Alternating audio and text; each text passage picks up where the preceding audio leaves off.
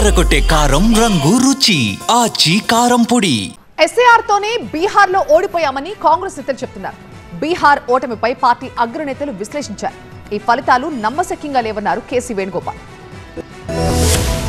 బీహార్లో ఓటమి తర్వాత కాంగ్రెస్ ఆత్మ పరిశీలన చేపట్టింది. ఢిల్లీలో కాంగ్రెస్ నేతల కీలక సమావేశం జరిగింది. పార్టీ అధ్యక్షుడు ఖర్గేతో ఆయన నివాసంలో రాహుల్ గాంధీ భేటీ అయ్యారు. ఈ సమావేశానికి కేసీ వేణుగోపాల్, అజయ్ మాకన్ హాజరయ్యారు. బీహార్లో 61 సీట్లకు పోటీ చేసి 6 సీట్లకే కాంగ్రెస్ పరిమితమైంది. గత అసెంబ్లీ ఎన్నికల కంటే 13 సీట్లు తగ్గింది కాంగ్రెస్ బలం. బీహార్ ఎన్నికలకు ముందు ఓట్ చోరీపై ఉద్యమం చేసింది కాంగ్రెస్. ఎస్ఐఆర్ ను కూడా తీవ్రంగా వ్యతిరేకించింది హస్తం పార్టీ. ఎస్ఐఆర్ కారణంగానే మహాగఠబంధన్ కూటమికి నష్టం జరిగిందన్నారు కాంగ్రెస్ నేతలు. ఈ సమావేశం తర్వాత కాంగ్రెస్ ప్రధాన కార్యదర్శి కేసీ వేణుగోపాల్ కీలక వ్యాఖ్యలు చేశారు. బీహార్ ఫలితాలు నమ్మశక్యంగా లేవన్నారు. ఈ ఫలితాలను ప్రజలు, భాగస్వామ్య పార్టీలు కూడా నమ్మడం లేదన్నారు. 90% పైగా స్ట్రైక్ రేట్ రావడం భారత చరిత్రలోనే లేదన్నారు కేసీ వేణుగోపాల్. ఎన్నికల కమిషన్ ఏకపక్షంగా వ్యవహరించిందని ఆరోపించారు.